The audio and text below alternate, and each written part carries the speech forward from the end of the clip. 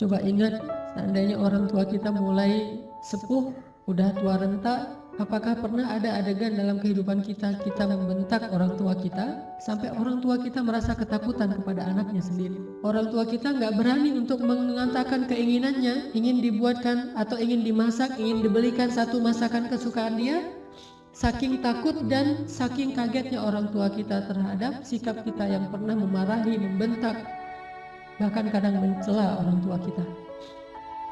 Coba ingat adegan itu yang pernah terjadi di suatu pagi di rumah kita kepada orang tua kita. Adegan yang pernah terjadi di suatu malam di hadapan orang tua kita.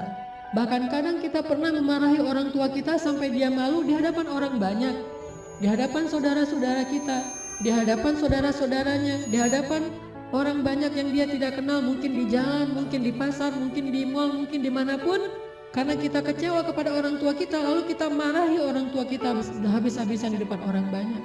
Sampai orang tua kita merasa sedih, kecewa, lalu merasa takut kepada anak yang dulu sering dia gendong, anak yang dulu dikecup keningnya. Tetapi ketika anak ini merasa sudah mampu, sudah punya segalanya dan orang tuanya dalam keadaan lemah, dengan sombong dia membentak orang tuanya, dengan sombong dia memarahi orang tuanya, tanpa pernah peduli dan tidak pernah lagi ingat bagaimana dulu dia diperlakukan oleh ayah ibu.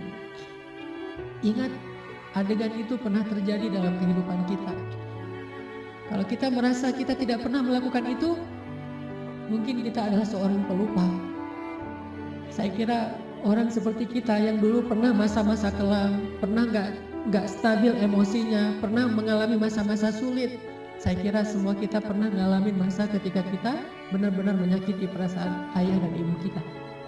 Kita buang semua jasa mereka, lalu kita mengatakan kalimat-kalimat yang seolah-olah kita adalah anak yang tidak pernah mendapatkan kebaikan dari orang tua kita. Ayah kita diam ketika dimarahi oleh kita, dan dia tidak pernah mengatakan, dulu kamu pernah seperti ini tapi saya sabar. Dulu saya habis-habisan berkorban untuk kamu, saya korbankan semuanya, saya siang malam mencari nafkah untuk kamu. Ayah kita tidak pernah mengatakan itu di hadapan kita. Dia tetap sabar menanggung semua ucapan-ucapan dan bentakan dari anaknya. Apalagi ibu kita, apakah dia mengandung kita 9 bulan hanya untuk ketika kita lahir lalu membentaknya? Dia mengandung kita 9 bulan dalam kepayahan, gak bisa duduk, gak bisa tidur, gak bisa berdiri, jalan kemana-mana berat. Apakah hanya untuk melahirkan seorang anak yang congkak, sombong, yang kemudian membentak ibunya hanya karena kesalahan kecil yang dilakukan ibunya? Ingat, adegan itu pernah terjadi dalam kehidupan kita. Lalu coba baca perintah Allah.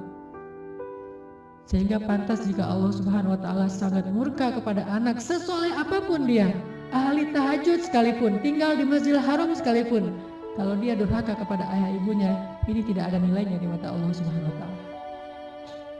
إما يبلغن عندك الكبر أحدهما أو كلاهما فلا تقل لهما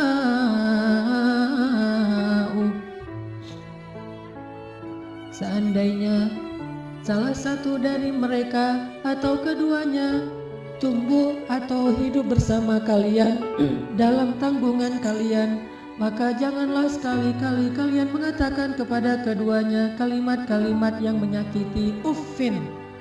Allah larang kita untuk mengatakan itu. Lebih baik kita tidak pernah sholat sunnah sekalipun, kalau kita masih bisa tetap menjaga lisan kita kepada orang tua, daripada kita menjadi ahli ibadah tetapi kita tidak mampu menjaga lisan kita dari menyakiti orang tua kita.